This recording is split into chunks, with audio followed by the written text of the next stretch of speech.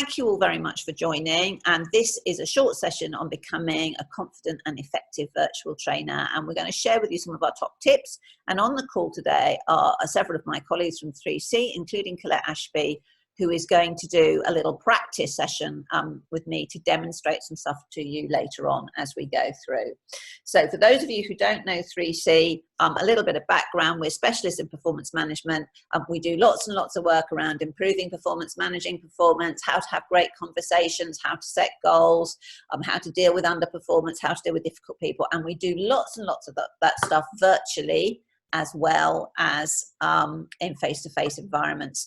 So what we are planning to do is to make a lot of that virtual training available to you online, and to help those of you who need to start being a virtual trainer acquire some of those skills and learn some of those techniques. Because though there's lots of your techniques you can use normally, there are some different things that you need to do. So let me come on here, and this is what I'm going to be sharing with you today. So we're going to have a quick look, very quick look, just to analyze that there are some differences about designing and engaging an effective learning session, virtual learning session. There are some things that are different to how you would do it in the classroom. Then we're going to look at one practical technique for checking for understanding, even when you can't see the participants.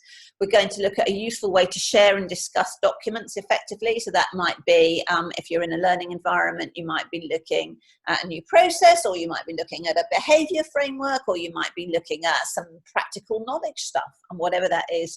And then we're going to do a practical exercise, how to do a practical exercise in a virtual classroom. And Colette is going to practice with me as we go along. So on we go, skipping forward fast. Some principles for design. So in thinking about the structure, you need to think about what you're going to teach at each stage of the course and the learning objectives for each section. Now, the key thing here is that structure is different in a virtual environment to a classroom environment. And one of the big differences is that you need to break all your work up into much shorter modules. So we reckon, 10 to 12 minutes for a piece of engagement, nobody talking for more than 3 minutes, which includes you as the virtual trainer. Remember, I'm not doing virtual training here. I'm giving you a webinar. But in a virtual training environment, as you'll see when you work with me, we don't normally encourage anybody to talk for more than 3 minutes. So you need to break up your work into 3-minute blocks in order to think about how you're going to structure it, and think about an overall exercise, perhaps taking 10, 12, certainly not more than 20 minutes. Whereas in a classroom, you might allow one thing to run for an hour, but that won't work for you in a virtual environment. So design, how can you teach the material, and what tools can you use? So we're going to talk about 2 little examples here today. And I'm going to click going on. So there are over 30 different ways in which you can teach things virtually. Some of those will feel very different to how you might work in a classroom, and some of those will feel quite similar. So here we go. The first one we're going to look at is what we call provocation. So in a provocation, you put up 2 or 3 challenging statements, which maybe they can't all be true together, or maybe one of them is completely wrong, or maybe one of them is very cynical. But you create a discussion around a topic. So for example, suppose that we were talking about time management, and I put up time management here, and I put up 3 provocations that you might then share with your client. Now, I've chosen time management because it's a fairly simple thing to talk about, and we might all understand time management. Not necessarily that you would want to teach time management in this way, but we certainly use this, and we do find that teaching time management in a virtual world is very good use of time, because you can teach it fast. But anyway, here we go. So time management is glorified list making. Time management's mostly about making choices, and time management courses are a waste of time. So you could get all of those kinds of conversations going. So what you would do if you were developing an exercise around this is to ask people to contribute to what they think of those 3 statements. So you might ask a very specific question like, do we think all those 3 statements can be true at the same time? Or you might ask a much more personal question, which is, do any one of these statements ring true with you? Or you might use these statements to help you surface what are the real challenges with people in time management. So if people say to you that it's mostly glorified list making, and then you ask people why they're on a time management course, what it is about time management that's concerning them, you might start to surface some of their real problems around how they deal with time. If people are saying that it's not mostly about making choices, it's just about making lists, you might start to surface with those people ideas around why they struggle with making lists. If it is just making a list, why are they on a time management course? What's the problem for them? If you put up time management courses are a waste of time and someone says that's true, then again, you've got an opportunity to challenge them. But if they turn around and go, no, I really think time management is a good use of my time, it might be worth finding out if they've already been on several time management courses and are they actually learning anything. So again, the aim of putting up provocations is not to prove people right or wrong, but to surface underlying issues. Now with time management, you might well surface stuff around people feeling stressed and pressured. You might surface people challenges around whether or not I feel able to say no, so confidence issues. You might surface issues around delegation. You might surface issues around struggling to make their own priorities and their own choices. So you don't know what issues you're going to surface when you put up a provocation, but they're quite good ways of bringing out underlying issues without having to say to people, so go on, admit it, you feel really unconfident. It's a way of bringing those issues to the surface. So provocation, really good tool for surfacing underlying issues. All right, practice. So we always want practice, and we think that practice is a really hard thing to do in a virtual world, but actually it's a very practical thing to do, but you need to set it up in a different way. And we're going to actually play this at the end of the session, and Colette's going to play this with me. But you're going to invite people to speak. So you're going to very specifically invite someone to speak. And here's a particular example. Let's say that we set your group an exercise which says your colleague asks you to attend a meeting in an hour's time as it will benefit the project you're both working on, and you're very busy. What do you say? So you might set that up as an exercise, and if you've got a large group, you might then get people to put in notes around in a chat box around what they might say. If you've got breakout rooms on your technology, you might put people into breakout rooms, which will enable them to discuss it in small groups. Or you might invite people to give you an individual response. So you can create a practice situation, and I'm going to show you at the end of the session how we practice that on a one-to-one basis. So 2 very simple design options. There are many, many, many more: provocation and practice. All right, it's 10 past. We've had a number of new people join the group since we started. Just to say to those people, if you want to see the slides and you haven't registered as your full name, please could you email Helen who sent you the initial invite after the program is over, so that we know that you attended, because Zoom does not send us lists of who signed in.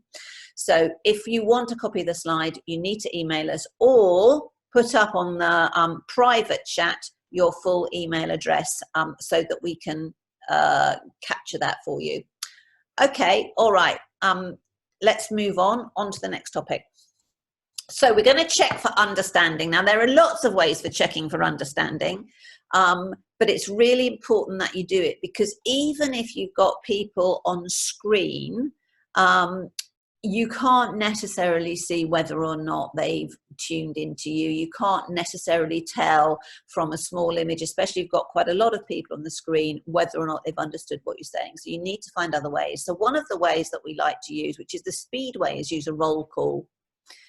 And use the roll call in this way. You state the point that you want to check for understanding. So it might be a point of agreement. You can use this in a meeting as well. I talk about this in our how to handle conference call sessions. So state the agreement, or state the teaching point, or state the decision plan, and then ask people one at a time to confirm that they have understood it. And as you ask them, you need to listen. So we're going to do you a little practice here, and I'm going to find, if I can, I'm going to find Colette. So let me search for and find Colette. Manage participants, find participants. Colette Ashby's here. So Colette, I'm going to unmute you now. There we go. And I'm going to put your video on. I'm going to ask you to start your video. There we go. So I'm hoping that most of you will be able to see and or hear Colette. Can you hear me? I can hear you now, Colette. That's great. Thank you. All right. So some of you may be able to see Colette, some of you not. It may depend how you've got your screen set up or whether or not we're sharing. So what I'm going to do is, whether or not you can see Colette, this will absolutely work. So I'm going to use Colette to demonstrate this point. So first of all, Colette, in a minute, I'm going to ask you if you have understood the point that I was making about using provocation to start a good conversation. So I'm going to ask you, have you understood using provocation to make a good conversation? Colette, did you understand using provocation to make a good conversation? Yes, absolutely. Okay, great.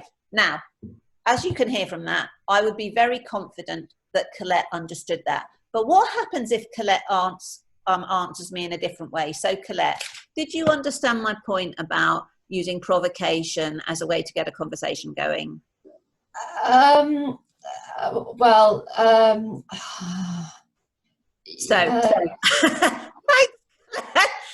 you can hear from that, it's very easy for us to hear whether or not people understand. Now, Colette gave us two very extreme examples, but as your learning develops, you will learn to hear a lot clearer. And Colette is one of our leading virtual trainers, and she will be well able to work with you if you come on the course to help you understand how to check that people are understanding what you're doing. So thanks, Colette. I'm going to mute you again just for now and turn your video off, and then we'll come back to you again later.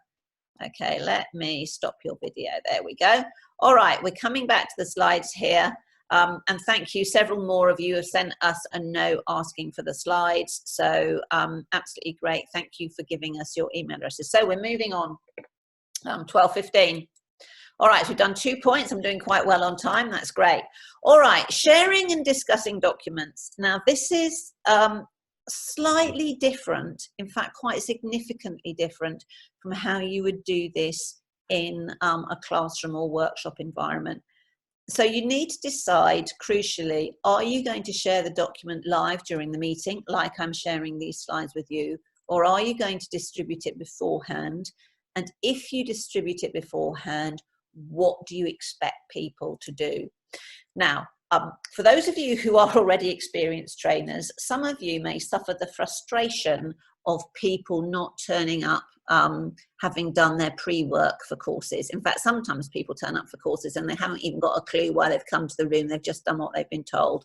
I'm absolutely sure loads of you have experienced that, and we definitely experience that too.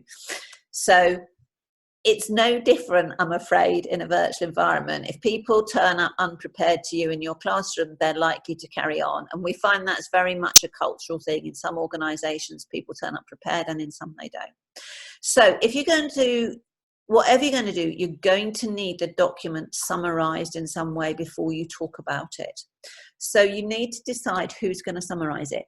That could be you. So you could say, here are the slides, I've shared them all beforehand. These are the main things that I said in them. Did everybody understand it? Right? That's not going to create a very good learning environment for everybody. So if you're distributing a document beforehand, you should ask everybody to be prepared to summarize it when they arrive. And you only have to do this once or twice if you're working with the same groups regularly, and they will start preparing. Same goes if you're just in a meeting and it's not a learning environment.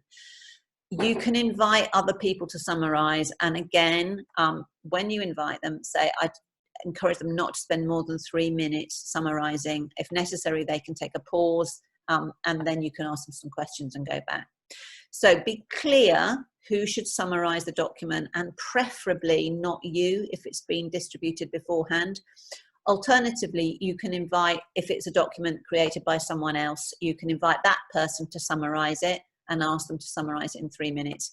If you've got access to technology like we've got here, it may be appropriate to put the document up, but if it's a very detailed spreadsheet, or if it's a complex Word document, for example, or a complex project plan, it might not be appropriate to have it up on screen, because it's too difficult to get everybody to flick through it in the same way as you're doing. So you might want people to have that document available to them locally. So you need to make those decisions. You also need to decide what you want from the conversation. Now, in a classroom environment, let's say you put out a document about 5 new behaviours for the organisation. That'd be absolutely classic. So we're going to talk about new behaviour framework. You've all had a look at the document. Let's have a conversation. What does anybody think about our behaviour of competency, our behaviour of courage, for example, or openness? And you can go on in that very open way, because people are all in the same room. You can't do that nearly so easily in a virtual environment and get the same engagement. So you need to be clear what you want from the discussion. So, for example, you might say, we're going to talk about the 5 behaviours, and what I'd like us to get out of this conversation is, at the end of it, we've each got 3 things that we can recognise we all do already that meet those behaviours, and 3 areas where we might like to think about something else that we might be doing. For example, and I'm not saying that's the right learning, I'm just saying you need to be really, really clear. And then the last thing you need to be clear about before you start the session is who's going to summarise the discussion. So if you've had an open conversation, of course you will want to summarise at some point to bring out learning points, but it's far better if you can get other people to do that. So if you can find someone else to summarise, and again, don't tell them who you're going to ask to summarise straight away. So at the beginning, you might say to everybody, at the end of the conversation, I'm going to ask 2 or 3 of you to summarise what you think you're taking away from this conversation. But you don't say who it is. The reason why you don't say who it is because then they all have to listen that they don't know it's going to be them. So sharing and discussing documents, key points. Decide whether or not you're sharing the document in advance or live during the session. Be clear about who summarises what's in the document before you have the conversation. Be clear about what the outcomes are meant to be from the discussion, and share those outcomes with people before you start the discussion. If you come on our full course, you'll learn lots and lots about how to manage the discussion, how to get lots of interaction going, how to engage people, but with 50 of us on the call today, we can't do that today, but you will learn lots about that. And then plan who's going to summarise the discussion all the time, preferably not you, though you will summarise the learning points, but invite people without necessarily warning them in advance that they're the one who's going to be invited. That's how you create engagement and learning in one way. Okay, so that's sharing and discussing documents. I'm just keeping an eye on my time. So on to a practical exercise, and I'm going to come back to Colette any moment. Just a reminder, anybody, I think 4 or 5 people have joined us very recently. If you've joined very recently and you want a copy of the slides, please either put your full email address on the notes, you can send it to us privately, or you can send an email to Helen, who sent you the invite in the first place, requesting the slides, because Zoom does not send us a list of who has logged on. So you've logged on privately with whatever name you chose to put in the joining box. Okay, so there are lots and lots and lots of ways in which you can do practical exercises, loads and loads and loads, and we're going to, on the course, we're going to share lots of examples with you. But here's one particular practice. So we're going to invite people to speak, and then we're going to get them to give an individual spot question. So you set it up. Oops, I've just expanded that out. So you set the exercise up by telling people what the exercise is about, what you're going to ask them to do. Then you're going to repeat that again in a way. So what you will expect them to do, then we're going to do it, and then you're going to give them feedback. So this exercise is about practicing using some time management techniques. What I'm going to do is ask one of you to role play with me a time management, an answer to a classic question where you need to use some time management techniques. I'm going to expect you to answer the question as you would like to be able to answer it in practice. Then we're going to do it, and then I'm going to give you some feedback. So Colette, I'm going to open up your video and your microphone now. So there we go. There's Colette. Some of you may be able to see her, some of you may not, depending on how you've set up your screens. But Colette, hello, can you hear me? Yes. Great. Okay, so let's do the exercise. So Colette, your colleague has asked you to attend a meeting in an hour's time, as it will help the project that you both work on. You're very busy. What would you like to be able to say?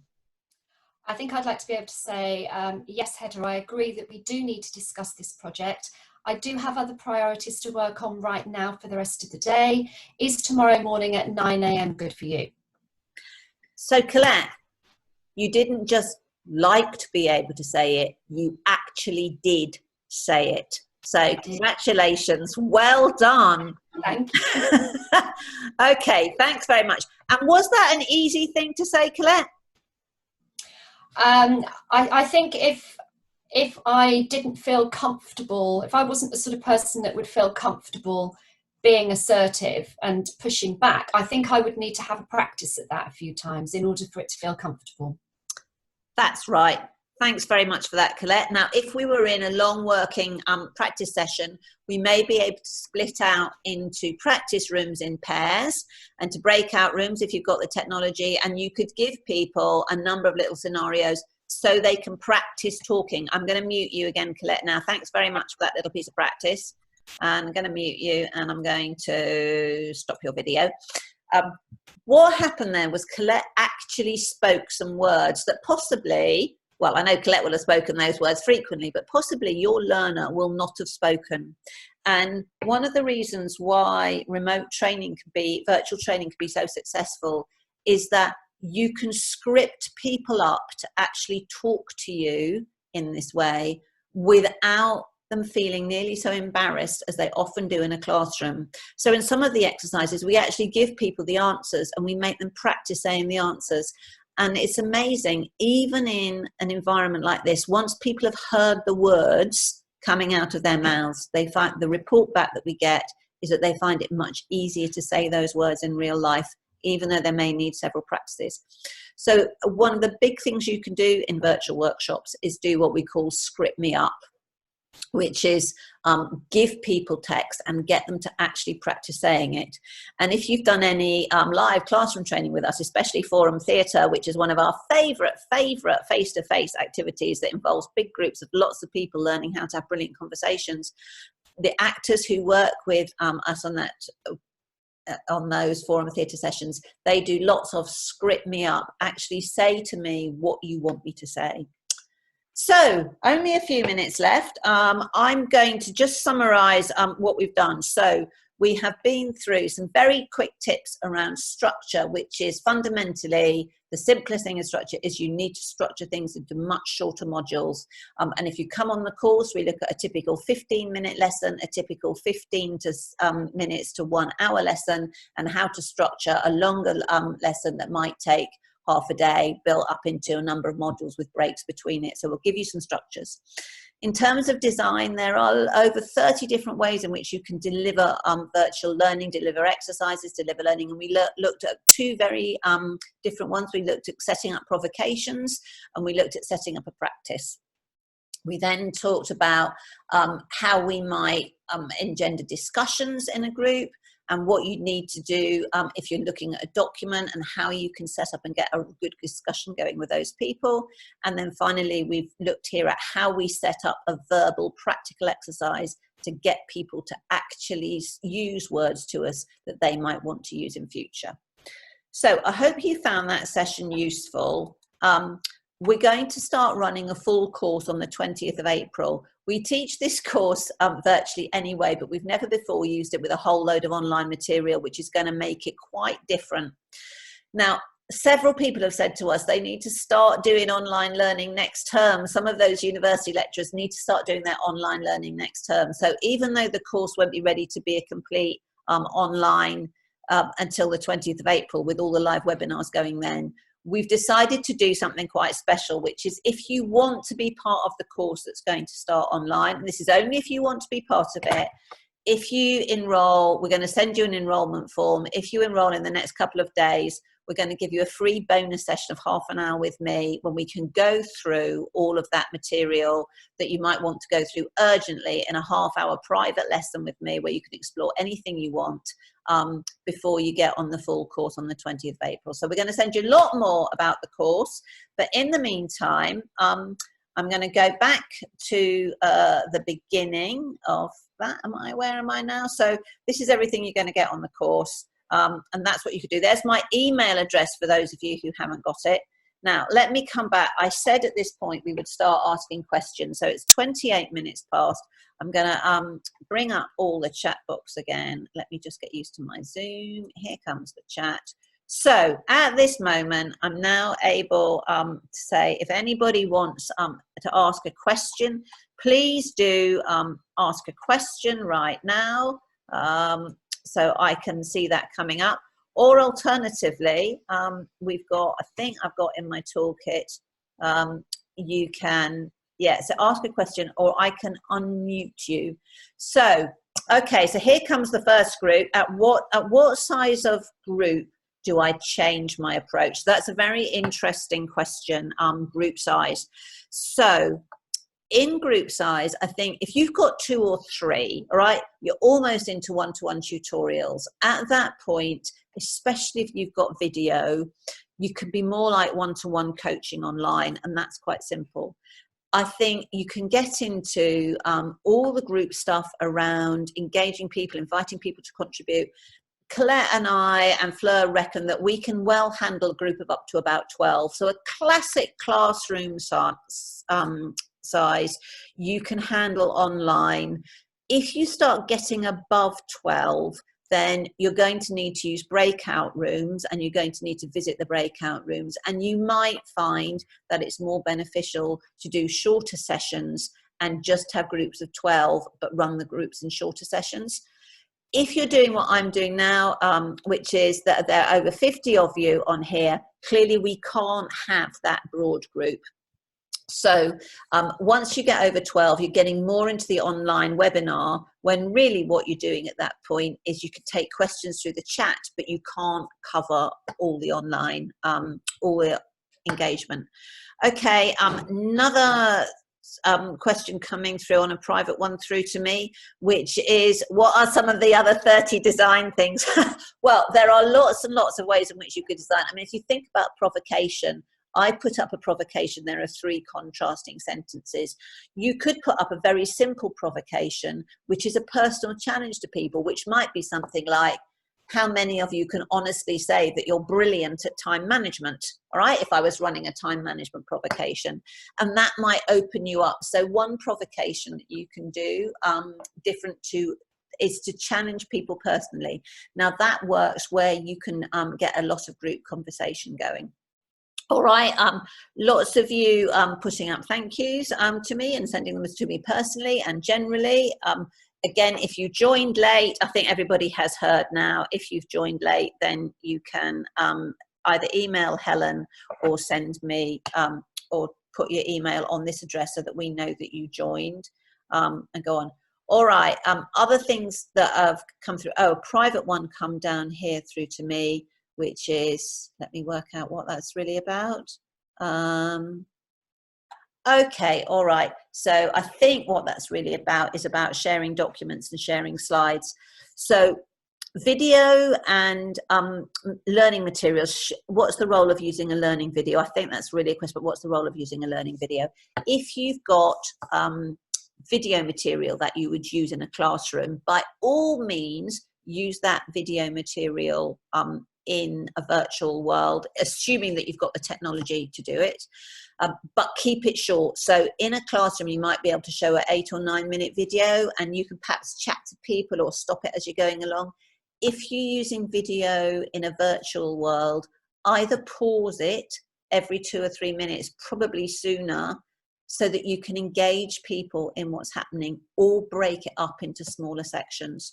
So again, in a classroom, you can see when people are switching off. When you can't see them, even if you can see them on the screen, you don't know. So you need to keep re-engaging and keep talking to people again. Oh, I've got 5 new messages coming down here. Let me see if we've got some more questions in here.